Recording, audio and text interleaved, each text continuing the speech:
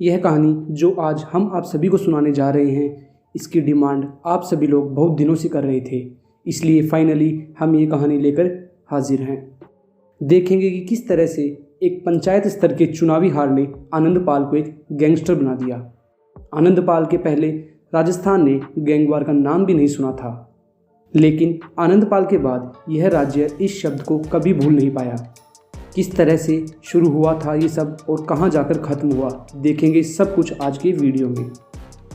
आनंदपाल सिंह का जन्म 31 मई 1975 को राजस्थान के नागौर जिले के सांवराद नामक एक गांव में हुआ था। आनंदपाल सिंह शुरू से ऐसा नहीं था, वह भी सीधे साधे आम परिवार का ही लड़का था। उसने अपनी डिग्री LLB में हासिल की और फिर B.Ed भी किया। उनके पिताजी चाहते थे कि वे गांव में शिक्षक की नौकरी करें। इसी बीच साल 1992 में उसकी शादी भी हो गई। उसकी शादी का भी एक बहुत दिलचस्प किस्सा है। चलिए सबसे पहले उसको सुन लेते हैं, फिर वीडियो में आगे बढ़ेंगे। आनंदपाल सिंह रावणा राजपूत बिरादरी से आते हैं। इससे जुड़ा एक मिथक है कि सामंती काल में राजपूत पुरुष और गैर राजपूत महिला की संतान को इस बिरादरी में रखा जाता था। राजपूतों में इस बिरादरी के लिए एक घृणा का भाव भी है। तो क्योंकि आनंदपाल प्योर राजपूत नहीं था, इसलिए बारात निकलने से पहले ही गांव के कथित तौर पर प्योर राजपूतों ने चेतावनी दे रखी थी कि अगर दूल्हा घोड़ी पर चढ़ा तो अंजाम ठीक नहीं होगा, क्योंकि घोड़ी सिर्फ प्योर राजपूत ही चढ़ता है। आनंदपाल घबरा गया और उसने अपने एक दोस्त को बुलावा भेजा। दोस्त का नाम था जीवनराम गोदारा। जीवनराम उस समय डीडवाना के बांगर कॉलेज में छात्र नेता हुआ करते थे। जीवनराम खुद बारात में आए और अपने रसूख का इस्तेमाल कर आनंदपाल को घोड़े पर चढ़ाया और बड़ी शान से बारात निकाली। गांव के तथाकथित असली राजपूत बस मुंह ताकते रह गए। इसके बाद उन दोनों की दोस्ती और गाढ़ी हो गई। एक और बात, इस जीवनराम गोदारा के संदर्भ में हम आगे भी वीडियो में बात करने वाले हैं, इसलिए आप यह नाम याद रखिएगा। खैर, आनंदपाल सिंह की शादी हो गई और वह गृहस्थ जीवन बिताने लगा। डिग्री, गृहस्थी, बिजनेस और वो हर चीज़ जो एक आम इंसान को चाहिए, वो सब आनंदपाल के पास था। लेकिन राजनीति एक ऐसी चीज़ होती है जिसको इसकी लत लग गई, मानो उसकी लग गई। आनंदपाल सिंह के साथ भी ऐसा ही कुछ हुआ। उनके पिताजी उनको एक शिक्षक बनाना चाहते थे, मगर बेटे की दिलचस्पी राजनीति में थी।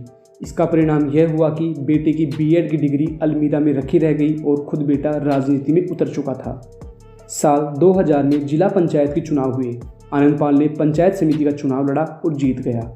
इसके बाद पंचायत समिति के अध्यक्ष का चुनाव होना था। आनंदपाल सिंह ने निर्दलीय प्रत्याशी के तौर पर अपना पर्चा भर दिया।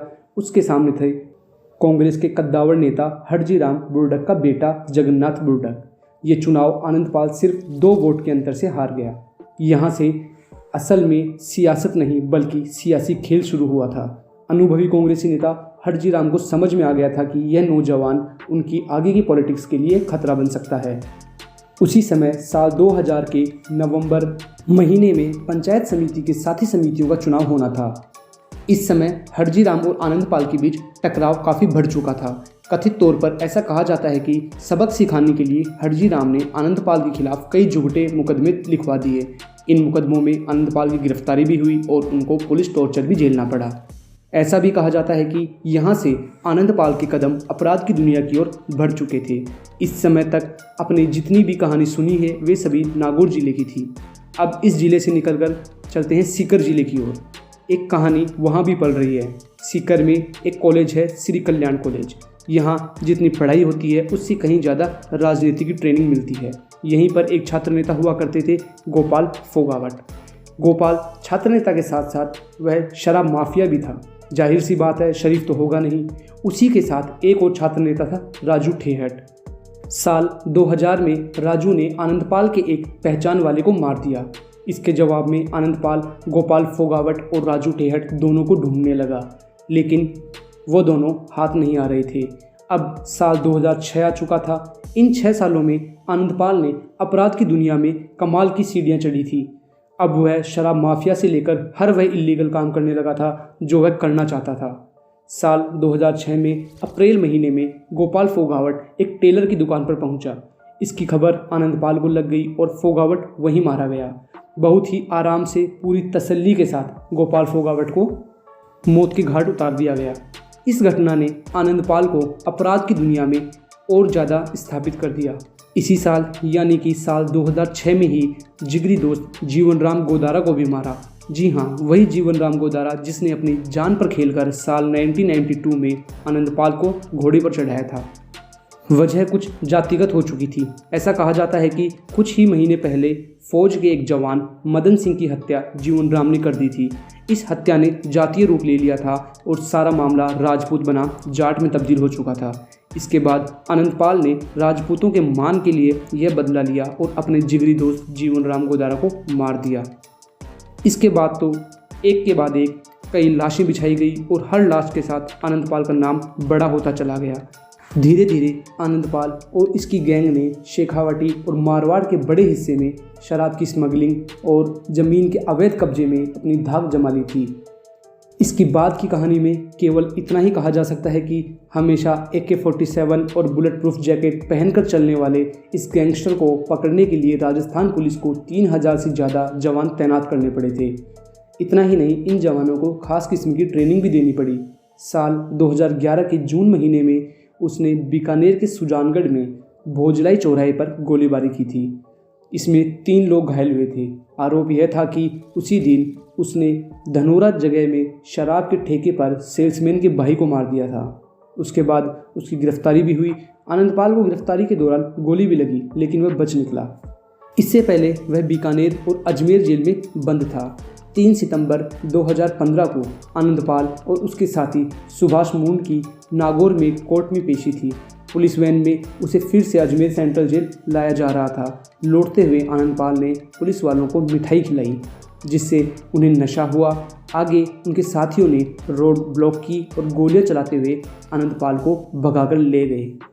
इसमें एक पुलिसकर्मी भी मारा गया। उसकी फैमिली और रिश्तेदारों को भी पुलिस ने अरेस्ट किया, लेकिन कोई फ़ायदा नहीं हुआ। फिर आनंदपाल ने अपनी मां और अपनी गर्लफ्रेंड के जरिए अपील करवाई। सुप्रीम कोर्ट के वकील AP सिंह ने जयपुर में राज्यपाल कल्याण सिंह से मुलाकात की और कहा कि सुरक्षा दी जाए तो आनंदपाल सामने आने और सरेंडर करने को तैयार है।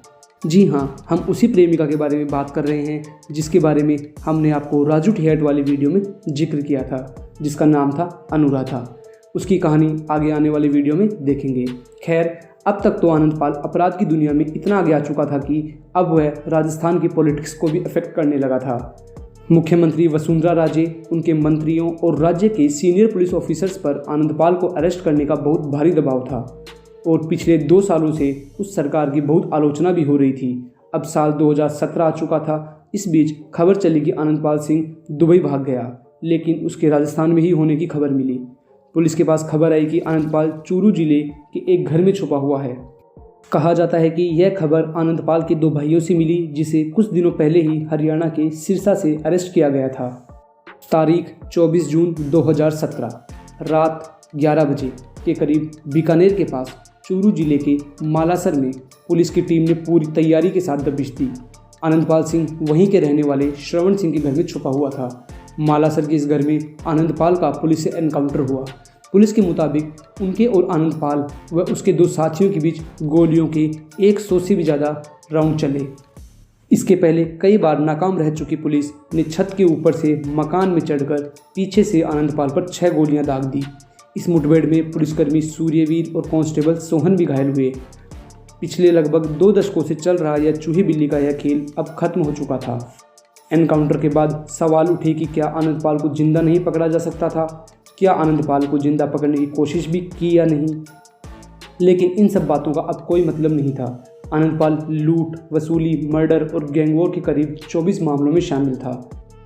गैंगवॉर का नाम भी नहीं सुनने वाले राजस्थान को आनंदपाल ने गैंगलैंड बना दिया था। याद करने वाले तो आनंदपाल को अपने अपने तरीके से याद करते हैं, जैसे कि वह अपराधी जो नौजवानों को अपराध की दुनिया में न आकर पढ़ाई लिखाई पर ध्यान देने की नसीहत देता था, जो कहता था कि अपराध की दुनिया में बैक गियर कभी नहीं होता, जिसके स्पीड में गाड़ी चलाने, 150 पुशअप्स लगाने और फर्राटेदार इंग्लिश बोलने के कई किस्से मशहूर हैं। आपने शायद ध्यान नहीं दिया होगा, लेकिन OTT प्लेटफॉर्म ZEE5 पर आई वेब सीरीज़ रंगबाज आनंदपाल सिंह के जीवन पर ही बनी हुई है। तो यह थी राजस्थान के मशहूर गैंगस्टर आनंदपाल सिंह की पूरी कहानी। आनंदपाल की इस कहानी के बारे में आप क्या सोचते हैं? हमें कमेंट करके ज़रूर बताएं। आप देश भर के और किस गैंगस्टर पर वीडियो देखना चाहते हैं यह भी हमें नीचे कमेंट में लिखें। धन्यवाद।